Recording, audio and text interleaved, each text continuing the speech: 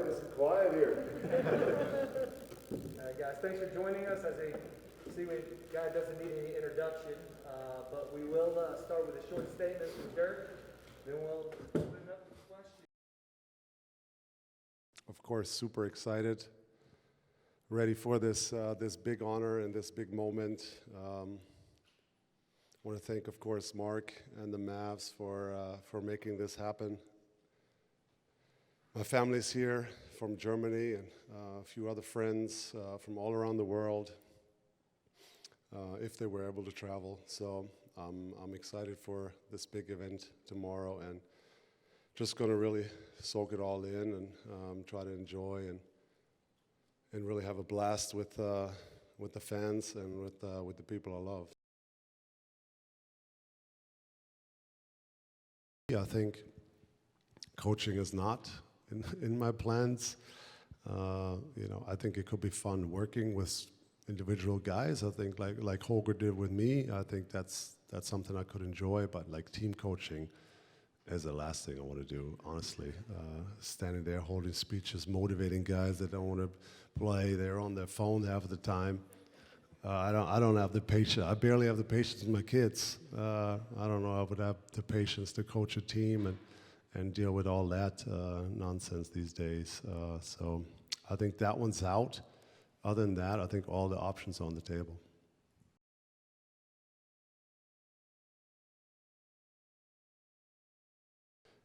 I always remember my first year when there were games where I didn't play at all. And every time I got subbed in the next night or something, I got a standing ovation. So showed me that people cared and wanted me to succeed. And that, of course, meant a ton to me. So I just always try to pay that loyalty from Mark and the community and the fan base here back by showing that I want to be here and I want to win.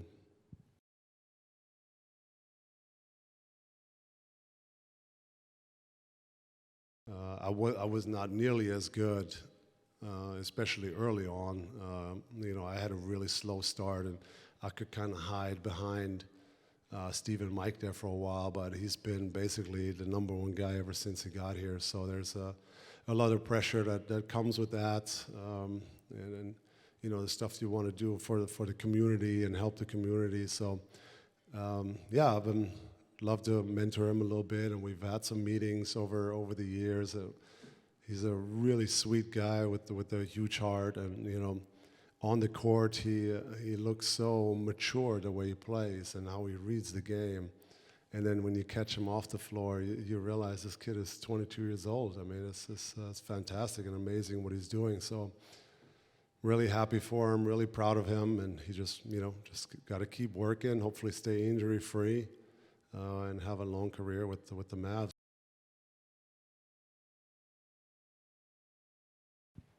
I hope tomorrow is not going to be as emotional. They always say an athlete dies twice, and to me that was the hard cut right then and there.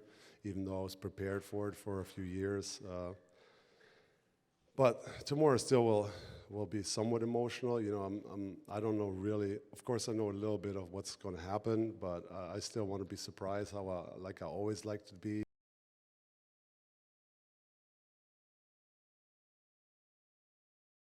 I think I missed the stuff that I always thought I would miss, and that's, of course, the adrenaline of making a big shot, either silencing the crowd, sit down, or making a big shot at home and the crowd's going wild.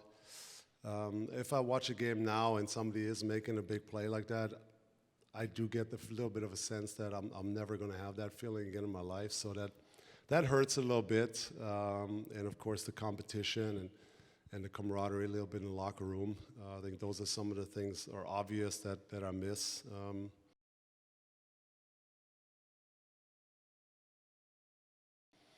And I want to thank of course, my Chinese fans for supporting me for so long.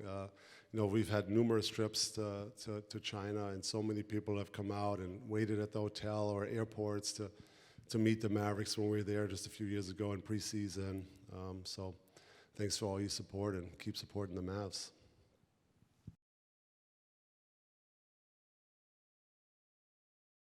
There was German media everywhere. They were in the locker room where I was changing before the game.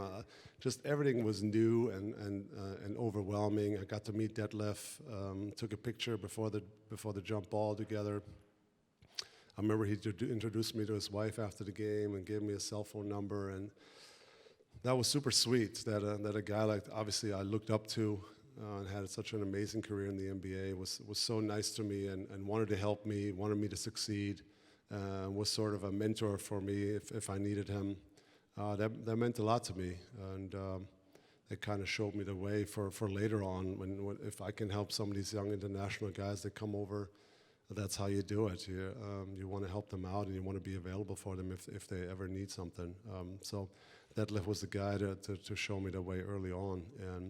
But like I said, I was completely overwhelmed for that game, and was probably one of my worst games in the NBA.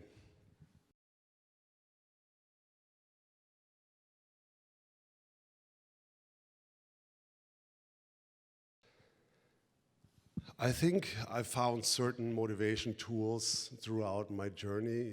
I always mention one that, when I had trouble motivating myself in the summer, I was thinking to myself, Kobe is not sleeping now, or Tim Duncan is not sleeping in. You play little mind games, I think, with yourself that get you going and motivate and push yourself. Or you see a clip or what you didn't do in the playoffs, you can watch some film, and that should motivate you. And if you didn't do enough that year, to come back and work hard and get better. So he'll have some reaction to the ceremony as well. So please join us on Zoom afterwards. Thank you, guys. Thanks, guys. Thank you.